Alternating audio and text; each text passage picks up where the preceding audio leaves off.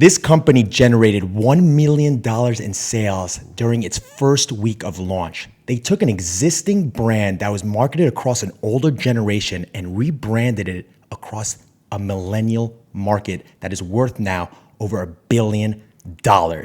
Let's dive into HIMS. Coming right up. Let's go. Boom.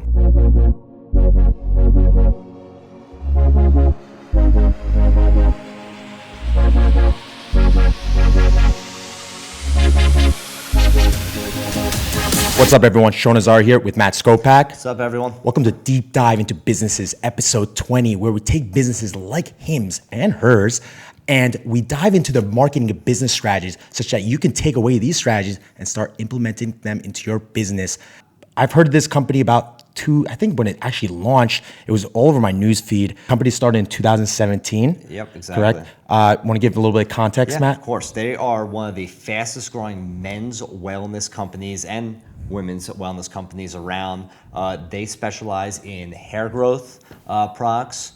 They also specialize in ED, Erectile dysfunction pills in terms of Viagra ingredient and Cialis, and they also specialize in some other things in terms of skincare for men's, and they launched a separate hers version who does kind of the same things around women's products and women's skincare and hair and things like that. But they took the industry by storm. They took a stale industry, really in the men's category as well, that was really for the older generation, and they put a new spin on it. They really went after this telehealth, Silicon Valley They basically also took a product that was really hard to talk about, right? Going to a doctor and so forth to actually get Viagra pills or talk about hair loss. There's numerous things which we're going to talk about. Yep. Not just hard to talk about, but there is a reason why this brand worked at the perfect opportunity. Yep. So, and they just made it more conversational, which again, we'll talk about. The company was started by Andrew Dudum, I believe. Yes. He was actually involved with He's a serial multiple entrepreneur. He's been in like 12 other companies, and that's one of the reasons why they were able to raise so much money. I think they've almost raised $200 million in the last 3 years, just because he's known as one of the best entrepreneurs and serial entrepreneurs in California. And this is why it's a great company to look at and dive into their marketing strategy, because he was involved in so many other successful companies. Exactly. So let's get into number one. Yes, and this is the most important thing. Number one, look for changes in regulations or environment to create a new opportunity. And this is a great first point, and probably the most important point, especially for this company. When this happened, when they started this company, there was a change in the telehealth laws that you no longer had to see a doctor in person to get prescribed certain items, like Viagra, Cialis, and some other things, which is why this prompted a lot of these companies. I know we talk about HIMS, Roman, and there might have been one or two others that made a movement into telehealth where they could talk to doctors online and get the prescription or the product then email sent to you or get the prescription. So what is this? So anytime you own the business, especially something that you have a knowledge or an expertise in, for them it was probably telehealth. Make sure you're aware of what's going on in the industry. Make sure you're any trending events or anything like that, or you're researching constantly, daily, anything that's happening, so you're aware of maybe your next project, your next company. These guys, there was a change in the regulations of telehealth. Viagra also struck a deal that made the main active ingredient in Viagra the ability for other companies to sell that ingredient by itself, which also prompted the start of this company. So I guess the main thing to take out of this is know your regulations, know the environment, and anytime things change, like current day, COVID, any big changes like this time is the best time to start a business or think of opportunities to launch your own business or your next venture. So anytime things are really volatile, changing, anytime there's a change, there's an opportunity. There's an even better time for an opportunity. Yeah, and a good takeaway and also maybe a tip to actually follow these changes is set up Google Alerts, maybe in your industry, or maybe you could do alerts, basically law changes or something. Yep. Also use tools or websites like Exploring Topics or explodingtopics.com. Trending topics. Trending top, I think it's trendingtopics.com. We'll put it here if you're watching the video, which will give you like alerts throughout the week and seeing what topics are people talking about. You go in your email, see what people are talking about and see why they're talking about it. There has to be a reason. There could be a change in the industry that could be like a dramatic change that people are like, well, what should we do now? Yeah. And then you could create a solution or a product around it. Yeah. So that's definitely good. We always talk about this, guys. Wherever your expertise is or your knowledge is, you need to be constantly and daily researching and looking into that market and following up with current events and things like that. You can't look to start a company. Everyone's out there looking to start companies, entrepreneurs. What should I do? I have this idea. You need to be constantly researching and up to date on things that are happening in the industry that you have knowledge in, because that's where most of your companies or entrepreneurial endeavors will start. So if you're looking to start a company out there, make sure that you're following your industry very closely. You know what's going on. So when that next opportunity comes along, you're ready to strike and you're ready to create that brand that's going to change the world. Number 2, by the way, I love that. I want to make sure you know that. Yeah. Number 2, the law of new category. I talk about this a lot, but with this company, it's using a different approach. They didn't just create a new product. This product already existed, right? But they took a product that already existed, they rebranded it and remarketed it across a different audience. Legacy companies like, I don't know, Pfizer and all these companies, they were marketing across an older generation. Not a generation under 35 years old, which had some people have the same issues. They didn't want to talk about it. They didn't think the product was for them. They understood that problem, remarketed it, made it more conversational, more fun, such that now you have a solution that people are not ashamed of carrying the product around, going on the website and actually, talking to doctors discreetly and purchasing the product. So you don't only have to create a new product. That's when we say create a new category, try to find an existing product and see if you could find a way to remarket, rebrand it to a new audience. It could fit a completely new audience if it's marketed the right way. This is basically a lot of the companies we've talked about have done this. I mean, Warby Parker did this with glasses, Casper did with mattresses, and the list goes on. You don't have to recreate a new product. You just need to think of it like a different angle. Think of it in a different way and how you can disrupt that stale market, which is basically what they did again. Yep. So that's a great point. Number 3, use a subscription model to double or triple your valuation. So HIMS and HERS, they are a great subscription model concept. And one of the best things about them is when you're launching any subscription model for your business, you're trying to think of a product to then use for a subscription model, make sure that product is well suited for a subscription platform, meaning that people need to use that product on a either weekly, monthly, or maybe a tri-monthly, every 3-month basis. So you don't want a product like maybe a mattress is a horrible subscription model product, because when do people buy mattresses? Maybe every 6 to 10 years. I think the average is. So there's no subscription model or strategy that's going to work. But let's think about maybe food services or supplements. I know supplements, I do a subscription model, or my vitamins where I do it on a monthly basis, because order 30 capsules and then the next month it comes again. So make sure if you don't have a product right now and you do have a brand that won't work, find a product that will fit that subscription model perfectly. And like HIMS did, HIMS uses ED pills, skincare, and hair loss, different supplements in that area, and they are all based on subscription model. I think they talked about their average customer goes with or orders subscription 18 months. And then after 18 months, there's 50% of their customers stay with them. Those metrics are absurd. I mean, I know from my industry, CBD, it's usually maybe 5 to 7 months, somewhere in that area, but 18 months of the subscription model and then 50% of your customers stay, that is why their valuation is so high. They raised money, $100 million in March of 2020, and they were valued at over $1 billion, meaning they were valued at about 10%, 100 into a 1 billion, 10%. That is basically doing 100 million in revenue, so they had a 10 times multiplier on sales for the valuation of their company. So the reason for that is subscription model, reoccurring revenue that is always constantly coming in. We talked about it once, we'll talk about it again. It is a huge game changer for your business. If you don't have a subscription model, you need to find a way to do it. Also, another important aspect is I know we talk about subscription models and it's more related to like with food items or things that are perishing, right? No, it could But be it's anything. also it could be anything. You be got to anything. find a way to make your product, service, your brand. It could be one product that your brand offers, but it's Yeah. something that it seems or you make it a subscription model. You make it makes sense. And we were just talking about with my art brand, right? Yeah. And I got to still figure this out. I haven't made a subscription model, but I want to because it's going to increase my valuation. It's going to have you're going to have that reoccurring revenue. That's One how you get aspect just to loyal give you. customers too. Yes. That's another thing that we haven't talked about. If you have customers that are subscription, those are loyal customers. They love it. They want your product on a monthly basis. The word of mouth and just everything about it is just helps grow the brand. Yeah, and we're saying the art brand or a rug company, right? companies, Hey, yeah. pay $50 a month, right? Every 3 months, every quarter, we'll send you a new rug. Yeah. Right? You're just paying a certain fee. You got to figure out the fixed cost that makes sense for the customer and also makes sense for you.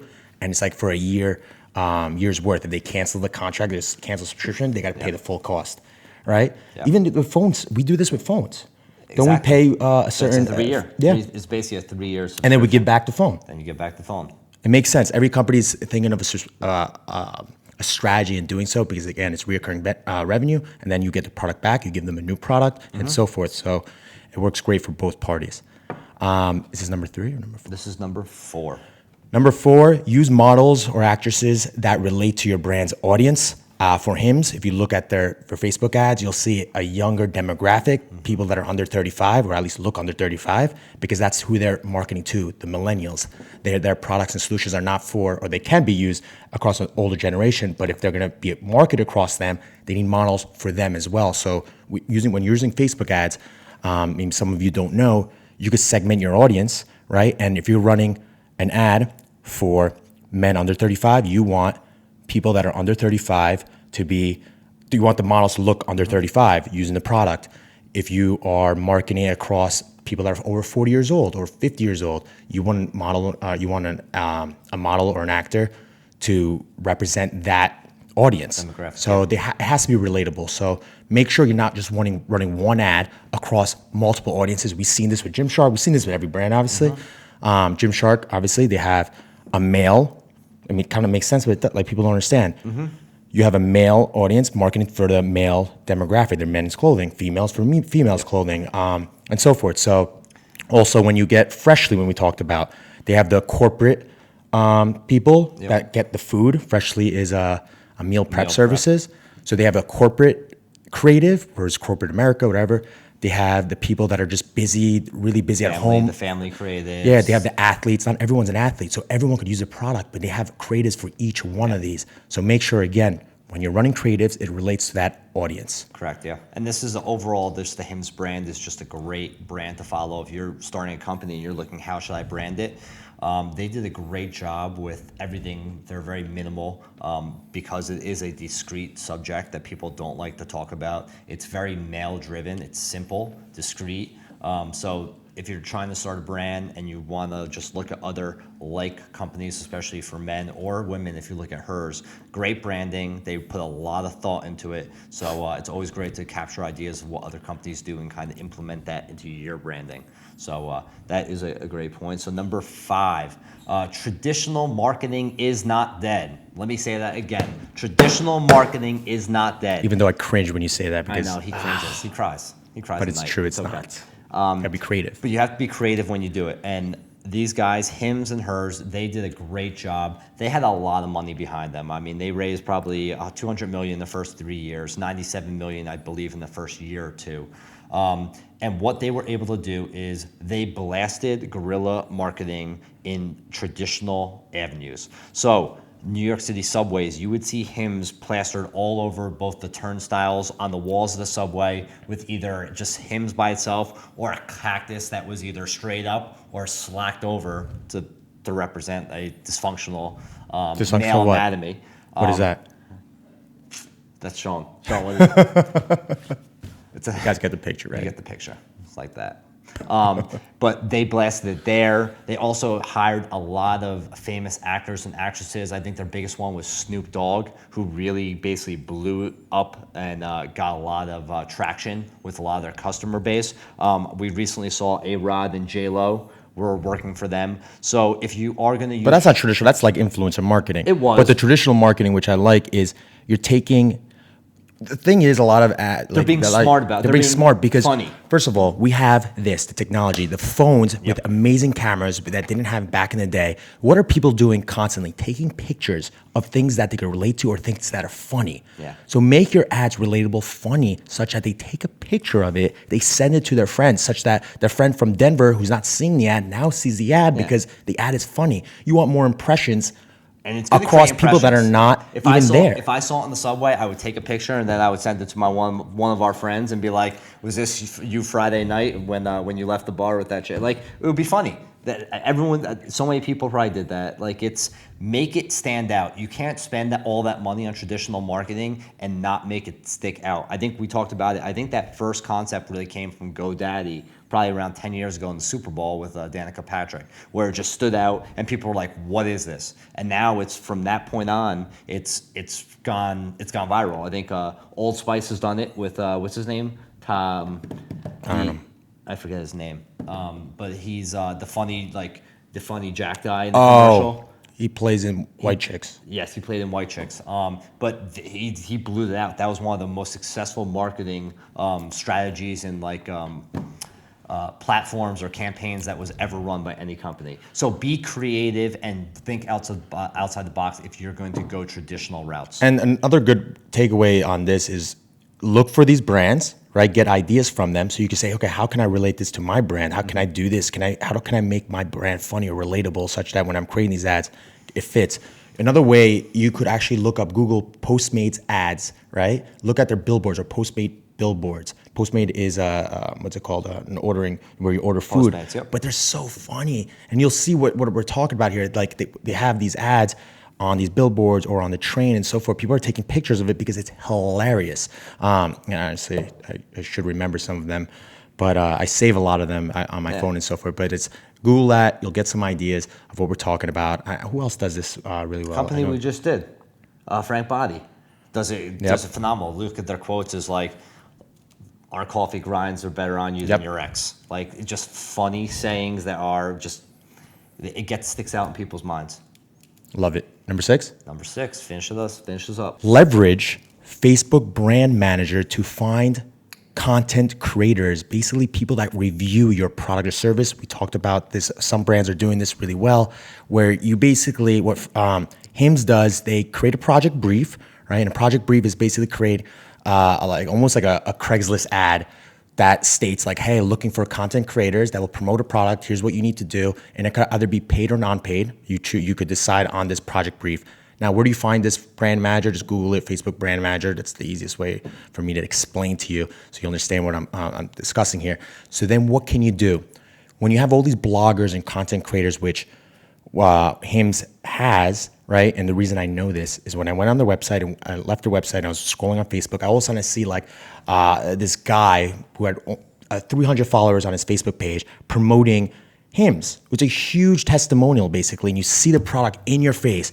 And then you see another person and another person. These are just basically reviews in your face, real people, right? Using their product that don't have that many followers, but it's also, these are reviews. Today's generation of reviews, like how you go to Amazon when you look at reviews, now you're seeing it on your feed. This is a huge strategy. It's Amazon changed the world. That's what set Amazon apart from every other e-commerce site in the beginning, is that you were able to see reviews of the product, of the books on their first website. And that was the game changer for the website. And now you're seeing it all over now Facebook. It's moved out. And then the brand pays for the promotion, not only for the user if it's a paid promotion, but it's also running a paid campaign across either visitors that or people that have visited the website, right? Or you could do people that follow the user itself, or you could run a bunch of different ad creatives, ad sets across different audiences to see which one converts. But it usually works well if you're retargeting based on a new visit on your site, because now they're seeing it everywhere. Like,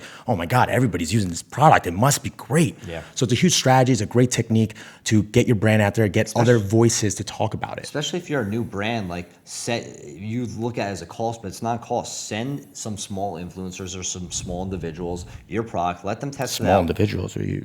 Small individuals in terms of their size of their following. Yep. It's like the bus's chops. See what I did there? HIMS, they would be a great HIMS possibility. But what you need to do, send them product, let them write a great review, and then use that content, either the picture they take, the review, and then repost it on your site. It's another way, yep. There's so many ways out there to really help grow, especially organically, your brand and the following. So. Yep. I think that's it. I think that's all, guys. Guys, I hope you liked this episode. If you did, give us a thumbs up if you're watching us on YouTube. If you are listening to this on iTunes or Spotify, help us with giving us a review. Hopefully it's a 5-star review if you like it. If you have any questions, you could either put in the comments below, again, if this is YouTube, or you could tweet us. You got at mscopac. Correct. Or at Sean_Azari. And we hope you liked it. We hope you're growing your business. We would love to hear some of these tactics. If you're actually implementing these tactics, which one has worked for you? Yep. Which one hasn't? Let us know. That's what we want to hear from you. We want to hear from you. We want to hear feedback. Maybe you have a concern. Maybe like, hey, Matt, Sean, I got stuck on something. Yeah. Tell us. If we don't know it, we'll do the research. We'll see. We'll ask our network as well. But if we do know it, obviously we'll use our expertise and our experience to give you the advice that could help you, that could help start implementing into your business. So anyway, that's it. Right, and we'll catch you next week. Have a good one. Sayonara.